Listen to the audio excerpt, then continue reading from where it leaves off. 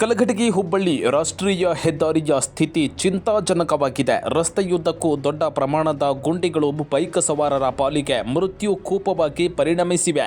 ಸೂರ್ಯಘರ್ ಮುಫ್ತ್ ಬಿಜ್ಲಿ ಯೋಜನೆಯಡಿಯಲ್ಲಿ ಸಾಂಪ್ರದಾಯಿಕ ವಿದ್ಯುತ್ ಮೇಲೆ ಅವಲಂಬನೆಯನ್ನು ಕಡಿಮೆ ಮಾಡಲು ಮನೆಗಳ ಮೇಲ್ಛಾವಣಿಯಲ್ಲಿ ಸೌರ ವ್ಯವಸ್ಥೆಯನ್ನು ಸ್ಥಾಪಿಸಲು ಅವಕಾಶ ನೀಡಲಾಗಿದ್ದು, ಸೌರ ಫಲಕವನ್ನು ಸ್ಥಾಪಿಸಲು ಮನೆ ಮಾಲೀಕರಿಗೆ ಬ್ಯಾಂಕ್ಗಳಿಂದ ಸಾಲ ಸೌಲಭ್ಯದ ಜೊತೆಗೆ ಸಹಾಯಧನವನ್ನು ನೀಡಲಾಗುತ್ತದೆ. ಸೌರ ಫಲಕಗಳನ್ನು ಸ್ಥಾಪಿಸಲು 30,000ದಿಂದ 78,000ದವರೆಗೆ ಸಹಾಯಧನ ನೀಡಲಾಗುತ್ತದೆ. ಹಿಂದೆ ಸೂರ್ಯಘರ್ ಮುಫ್ತ್ ಬಿಜ್ಲಿ ಯೋಜನೆಯಡಿ ನೋಂದಾಯಿಸಿಕೊಳ್ಳಿ.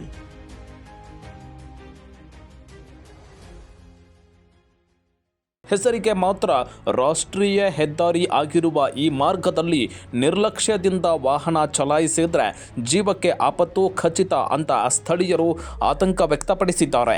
ಈ ರಸ್ತೆಯಲ್ಲಿ ಮೈಮರೆತು ಬೈಕ್ ಚಲಾಯಿಸುತ್ತಿದ್ದರೆ ನಿಮ್ಮ ಜೀವಕ್ಕೆ ಕುತ್ತು ಕಟ್ಟಿಟ್ಟ ಬುತ್ತಿ.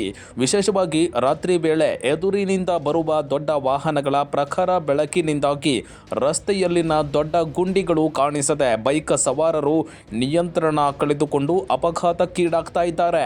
ಇಂತಹ ಘಟನೆಗಳಿಂದ ಹಲವು ಅಮೂಲ್ಯ ಜೀವಗಳು ಬಲಿ ಆಗ್ತಾ ಇವೆ.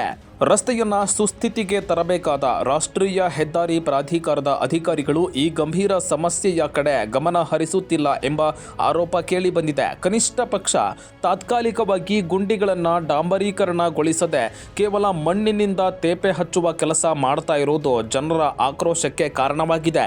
ಕಚೇರಿಯಲ್ಲೇ ಕುಳಿತು ಸಂಬಳ ಎಣಿಸಿಕೊಳ್ಳುವುದರಲ್ಲೇ ಅಧಿಕಾರಿಗಳು ನಿರತರಾಗಿದ್ದಾರೆ ಅಂತ ಸಾರ್ವಜನಿಕರು ದೂರಿದ್ದಾರೆ. ಅಷ್ಟೇ ಅಲ್ಲದೆ ಈ ಸಮಸ್ಯೆಯನ್ನ ಗಮನಿಸಬೇಕಿದ್ದ ಕ್ಷೇತ್ರದ ಸಂಸದರು ಹಾಗೂ ಕೇಂದ್ರ ಸಚಿವರು ಆದ ಪ್ರಹ್ಲಾದ್ ಜೋಶಿ ಅವರು ಕೇವಲ ಚುನಾವಣೆ ಸಂದರ್ಭದಲ್ಲಿ ಮಾತ್ರ ಈ ಪ್ರದೇಶಕ್ಕೆ ಭೇಟಿ ನೀಡ್ತಾರೆ ಹೊರತು ಕ್ಷೇತ್ರದ ಮೂಲಭೂತ ಸಮಸ್ಯೆಗಳಿಗೆ ಸ್ಪಂದಿಸುತ್ತಿಲ್ಲ ಅಂತ ಸ್ಥಳೀಯರು ಅಸಮಾಧಾನ ವ್ಯಕ್ತಪಡಿಸಿದ್ದಾರೆ.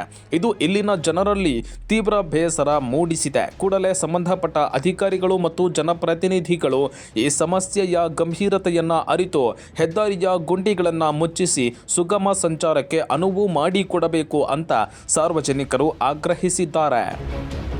Uday Goudar, public next, Kalghatgi.